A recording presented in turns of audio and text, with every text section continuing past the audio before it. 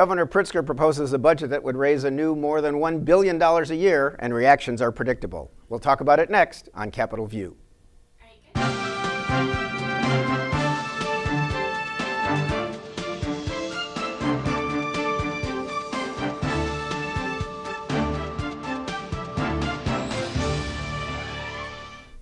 Welcome to Capitol View, the program where we talk about state issues, sometimes federal issues, and how they just might affect your life. I'm Bernie Schoenburg from the State Journal-Register. A big week in Springfield this week, and help me recount that. A couple of people who watch these things with me and us. Jaclyn Driscoll is back. She is a reporter for NPR Illinois. Welcome back, Jaclyn.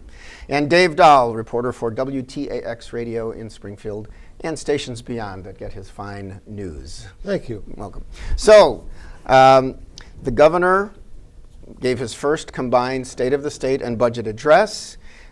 He is asking for more money in new taxes in certain things, about $1.1 billion in new revenue. Some of it would be legalized sports gambling, recreational marijuana, which would have to be passed by the legislature, a 5-cent fee on plastic bags statewide, while there are some local laws like that. Dave, your thoughts on kind of how things panned out, given that there is a big budget problem in Illinois and the governor's trying to deal with it, including, of course, there's pensions. So, yeah, I think you hinted at it. A lot of the money that the governor is hoping comes in are on things that haven't even been set up yet.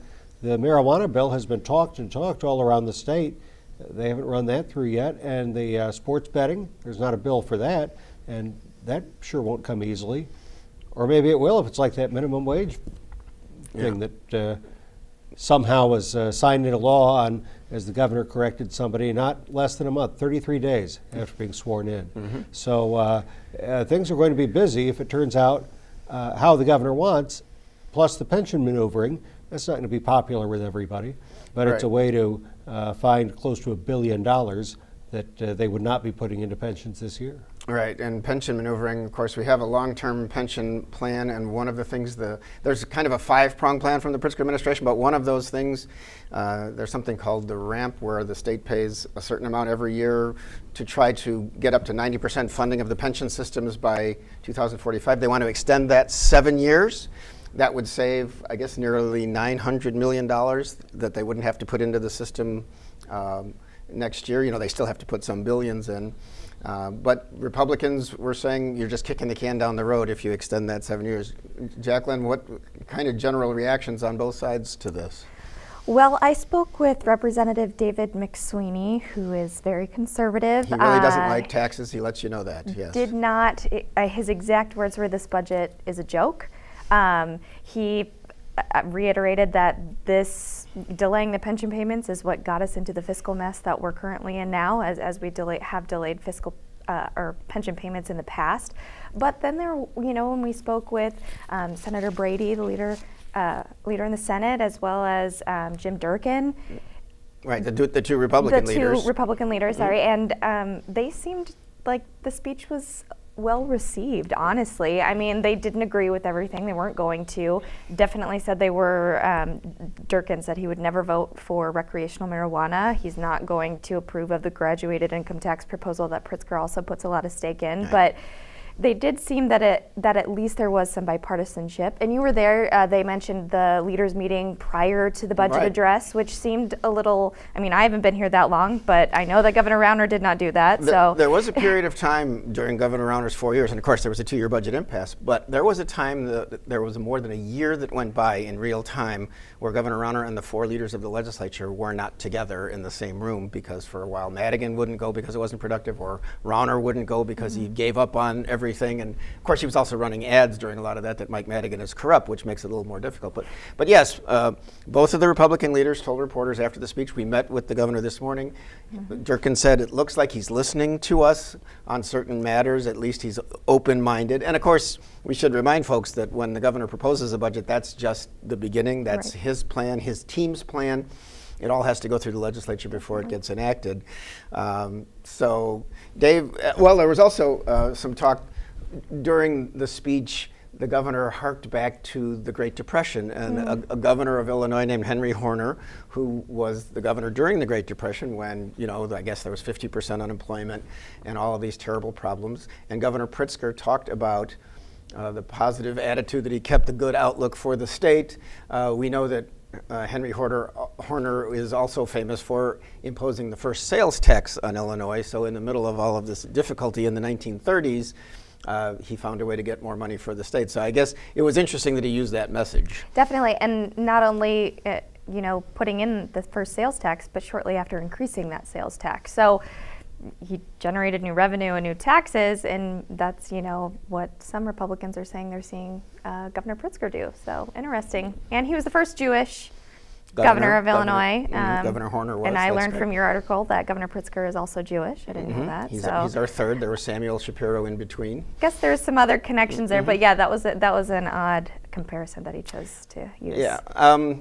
Well, Dave, there's also new spending that the governor wants, which is interesting because he's trying to be austere, and he says he wants to be austere, but some of the things that I ticked off, $100 million in early childhood grants, these are increases, $30 million child care assistance, $375 million for the revised school formula to give K through 12 schools more of what they need, $20 million to open a 200-bed veterans home in Chicago that has been built but not operating and kind of sat there the last few years as things ground to a halt in state government. So, there's also like more than $50 million more for universities and nearly $14 million for community colleges. And again, the universities and community colleges, higher ed, really suffered under the budget impasse. And they're still not getting caught up. Right, they're still a little behind where they were like 5 years ago. Again, these are all good things, but they do allow people to say, they let the Republicans say the Democrats are spending, people like Dave McSweeney. On the other hand, the Democrats have overwhelming majorities of the House and Senate, so they have to be careful what they do, but they have the votes to get there. I'm no politician, but I don't think you want to be the person that says we're spending too much on schools, we should spend less on schools, we should spend less on higher ed. You don't want to be representing somewhere like Charleston or Macomb and say we shouldn't be spending this on higher ed. So it's not as if the governor is proposing to spend it on chocolate stars or something like that. So I think they're relatively safe politically. People like the idea of spending money on education, and where we're going to get some of the money would be, for example, sin taxes, more taxes on a pack of smokes. Right. Maybe an e-cigarette, vaping tax. Right. Gambling, if the sports betting goes in, and a progressive tax on the video game. Right. In other words, what is it? Larger if you have more machines, or higher the higher big revenue? guys would have to pay more. Right. Because just like a certain tax that the governor wants to change over the next couple of years. Yeah, cigarette taxes would go from, I guess, the state tax from $1.20 to $2.30 a pack for $55 million, and on e-cigarettes like a 36.5% tax on e-cigarettes, which would be new for the state. So we're going there. It is very interesting. You mentioned, Jaclyn, Rod Blagojevich, and how the governor is trying not to be Rod Blagojevich, and it's just funny that he'd rather be the Henry Horner. And one other thing Blagojevich did is he borrowed $10 billion for the pension systems. This governor wants to, I think, borrow like $2 billion and also sell off some state assets and put the money into pensions. But Blagojevich also took, I think it was $2.5 billion of that and used it for operating expense and took a full pension holiday, whereas Governor Pritzker says we're not going to do that. What we say is going to the pensions is, and there it is. The governor also came to the State Journal Register editorial board after the speech. And one thing I guess I wasn't quite clear on before, we know that for him to get the graduated income tax, which is a key part of what he ran on in the 2018 election. And a key part of his budget. And a key part, is that richer people should pay more, like in the federal system, whereas now our state constitution says they have to have a flat income tax. They can't get that on the legislature can't get that on the ballot until 2020. So this can't even go into effect yet to institute that tax. But the governor said before they do something like a capital plan, which would be a big building plan statewide, he wants the legislature to pass that first. So he apparently will be pushing pretty hard, pretty early, to get the passage, the approval of the legislature, the Democratic-dominated legislature, to put on the 2020 ballot the graduated income tax question this spring. So, that could be another thing like the minimum wage. And I don't know, I guess I could ask either of you if you think there are enough Democrats to just easily do that. Maybe there are, because their governor ran on this issue. I think this is going to be a very interesting spring session. It sounds like it's going to be very busy. Get that put on the ballot, legalize recreational marijuana, get it in place so we can get sales going by January 2020, legalize sports betting. I mean, in all of these, negotiations, somebody has to give a little to get a little. So it's interesting to see how the negotiations will go. So I don't know. I think we'll find out what the lawmakers are hearing about in their districts, and I think some Democrats would be just about as liable as Republicans to hear, well, I don't want it that way. And I think the whole thing about, we talked during the campaign about how Pritzker wouldn't say what the rates were going to be or what the cutoffs were going to be. And of course, the constitutional amendment would just say you don't have to have a flat tax, but legislators want to know as they vote for that constitutional amendment what the rates might be. And then Wednesday, he said, we'll be negotiating these with the legislative leaders, and I'll be talking to legislators who don't support it to get their input.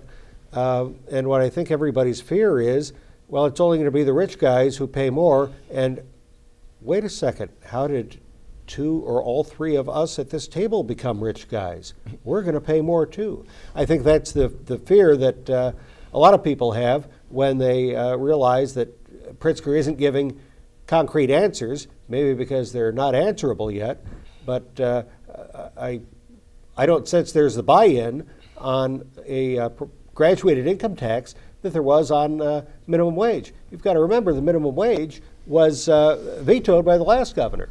So that automatically became one of the things on the to-do list for this governor. Yeah.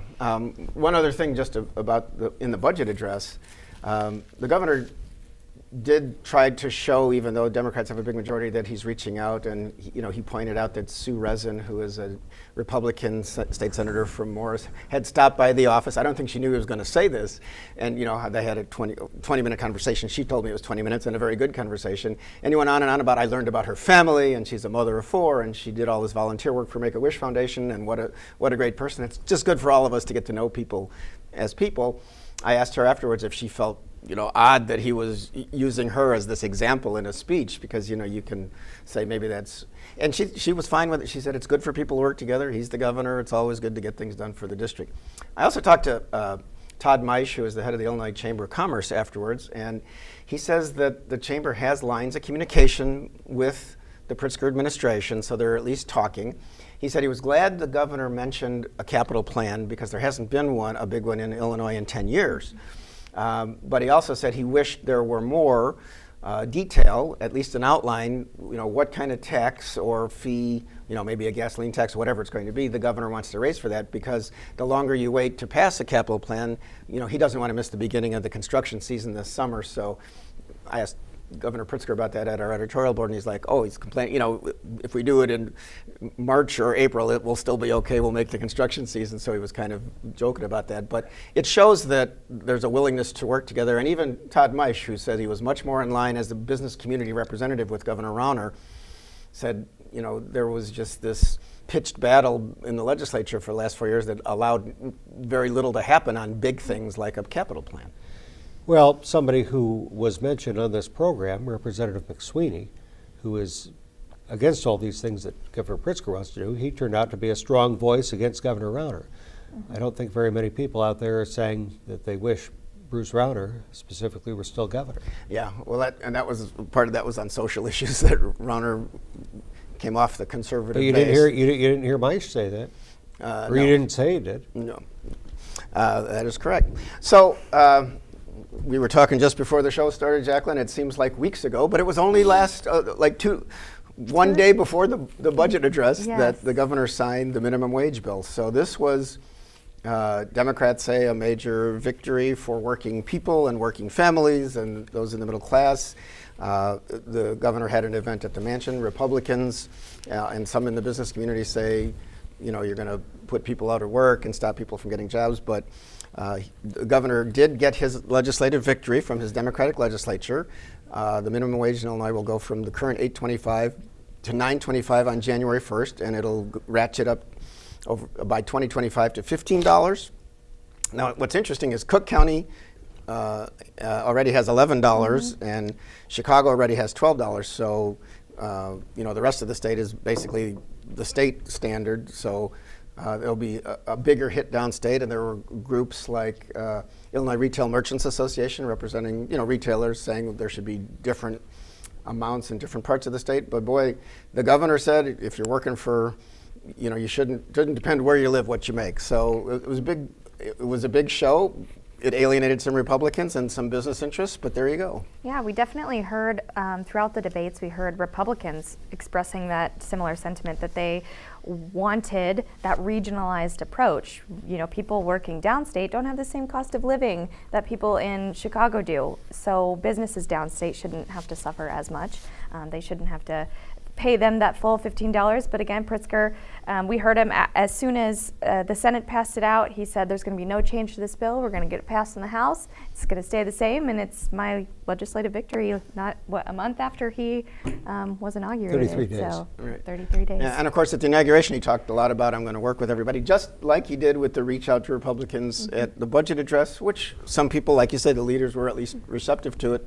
But Dave, there's also a feeling among some, well, he talks a good game, but when push comes to shove, he's pushing those Democratic ideas. Yeah, the minimum wage did not get even one Republican vote, and I don't see how that's a definition of bipartisanship anywhere. Also, the gun dealer licensing bill that he signed, I had Which some, was left over from the last legislature. Right. I had some, as soon as the governor signs a bill, we had this flood of emails coming from other lawmakers. And they were saying this is his example of bipartisanship. We're signing the gun dealer licensing bill and then minimum wage. And so, yeah. It's going to be a long spring. I think those who have watched this process for a while realize that no matter how apparent a honeymoon is, again, when the difficult votes come and the partisan votes, you get the party differences. You get people yelling about fairness and speakers' gavels. Quietly, as Speaker Madigan does with the handle portion with the little clink clink versus the old George Ryan hammer that would come down. The speaker rules and can stop debate and not hear those people yelling sometimes on the other side of the aisle. So it is what it is. Onto a more, certainly a life and death serious issue. You mentioned guns, Jaclyn. We did within just the last couple of weeks have this horrible shooting at a factory in Aurora. There were 5 people killed in a workplace by someone who was just learning they were getting fired. It turns out that he had felony conviction from another state that wasn't found. His FOID card, the card that the Illinois State Police issues that allows you to own a gun, I guess had been revoked, but the background check only checked Illinois and didn't check other places. Then when he went for a concealed carry license, apparently they did find this other thing, said send him a letter, or he was supposed to be sent a letter that may not have even gone by the local police because maybe they said they didn't know. There's all kinds of questions about this. And he ended up having a gun that should have been taken away because he lost the opportunity to have one under the Illinois FOID card law. I'm just guessing, and I don't think we've seen solid proposals yet, but I'm guessing Governor Pritzker, the way he and his colleagues in the Democratic Party have run on what they call common sense gun laws, we're going to see more in this direction, as of course the gun owners in Illinois and the more stringent groups who say don't touch any gun laws and just enforce what you've got, which they could argue in this case too, will be hitting the streets for their gun day this spring, as happens every year. I'm just thinking this is going to be another point of contention this spring. I would imagine that to be true because it almost seems like whether it's in Illinois or there's a shooting in another state, it seems like the whole country kind of riles up and gets behind gun control measures. Oftentimes we saw them come up last session when Governor Rauner was still in office, and a few passed. He vetoed some, but it's so different when you're covering guns, especially in Illinois. There's such a regionalized approach. Completely. When you Chicago say a thinks gun, one thing. downstate it's hunting and recreation and nuisance is on my property, and when you hear it in Chicago, it's gang violence and illegal activity. So it's definitely a point of contention, but also interesting on that particular case in Aurora. I was reading a report that said they missed his background checks or missed his conviction in the other state because he checked no on his felony. Yeah, have you ever been convicted of a felony? He said checked no. Yeah. And I'm thinking, how many people would admit to, yes, because they're going to get denied, so why even apply and pay the $10? Well, the whole thing is set up on a tee for the pro-gun groups, and it writes their material for them. We don't need new laws, just enforce the ones you have. Mm-hmm. And in Aurora, they didn't. They didn't, and it was tragic. We'll see where that one goes. Obviously, again, regional differences, but there is a new governor in town, and Governor Rauner was very hesitant to change gun laws as a very dedicated hunter who kind of enjoyed wearing the camouflage and probably riding there on a motorcycle. Yes. But yes. But Pritzker did mention both in his inaugural address and the budget address that he was going to address gun violence. So we will see. This is another kind of interesting point to watch. I do mention at the beginning of the show always there are federal issues, and our new Attorney General Kwame Raoul joined, I believe it's 14 other attorneys general across the country in suing the federal government over President Trump's use of emergency powers to try to build a border wall along the southern border. This is just, I guess, elections have consequences. Lisa Madigan, the former Attorney General for the last several terms, was a Democrat who was joining in anti-Trump measures. Kwame Raoul said he was, during the campaign, I will be one of our Illinois voices standing up against Donald Trump when he does things that we think are wrong. I think the policy behind their lawsuit is that it's not really emergency, but it also takes away construction money from military projects that could affect states here and there. Dave, basically an expected move by Raoul. Thoroughly. And totally. And there we go. We were at the same press conference. It was, it feels like 3 years ago now, but with Senator Dick Durbin, and we addressed this with him. What's going to happen when time runs out and you say you're going to shut the government down again? Dick Durbin said, if President Trump decides he wants to shut down the government again or take these measures to put a border wall in place, it's going to be very dangerous for future presidents because they can declare an emergency for what they want to do with climate change. Yeah, so it was a slippery slope. And that's been even some Democrats and Republicans are both saying that to try to scare off where President Trump is. But again, the conflicts between the president and Congress go on as they have for some time. Governor Pritzker has been naming directors of departments as he goes along. So some that were named this week: Grace Howe, who runs something called the Woods Fund in Chicago, is the head of the Human Services Department. Deborah Hagan, who was head of the Consumer Protection Division in the Attorney General's office before and had a longtime veteran of that office, is new head of Financial and Professional Regulation. Colleen Callahan is a known name for a couple of reasons around Central Illinois. She lives near Peoria. She's the new head of Department of Natural Resources. In 2008, she ran against Aaron Schock for Congress. It's in the 18th Congressional District, it's a very Republican district. She did not win that, but she had been a farm broadcaster on MBD-TV in Peoria, and then for 7 years, she was state director of the USDA, United States Department of Agriculture Rural Development Program in Illinois.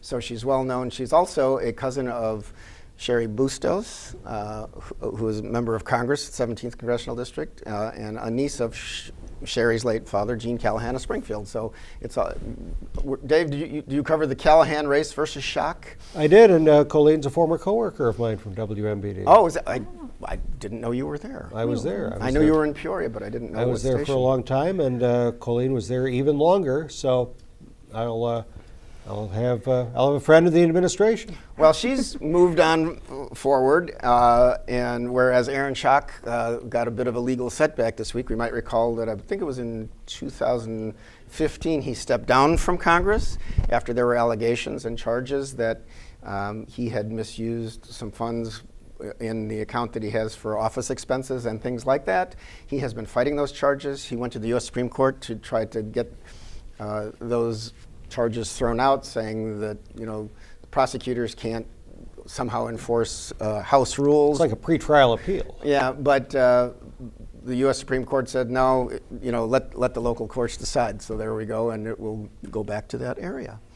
It just keeps getting delayed. That's all I really know about it. It's before my time here in the state, but it just keeps getting delayed. Well, he was a very young state representative and a very young member of Congress, and a few years have passed, and he's not so young anymore. He and was is a still hanging fire. A 19-year-old write-in school board member from Peoria. Oh. And you covered that. Yeah, I did. We knew him when. Yeah, we're close to the end of the show, but I want to end on kind of a positive note. Oh, good. There was a reception this last week on one of the legislative days in I think after hours.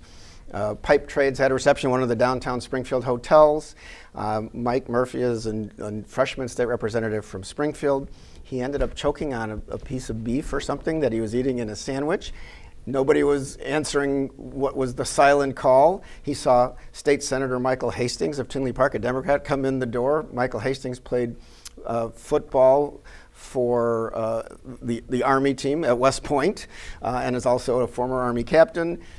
Performed the Heimlich maneuver. These guys are, clearly now going to work together on some stuff. Everybody was fine, and they can work together, and things worked out well. And it was one of those unfortunate that it happened, but good stories in Springfield. On that fine note, I hope, and thank you to Senator Hastings, and I'm glad Mike Murphy is doing fine. Yes. Jaclyn Driscoll, Dave Dahl, thanks for your comments and joining me. I'm Bernie Schoenburg. Thank you for joining us, and we'll see you next time on Capitol View.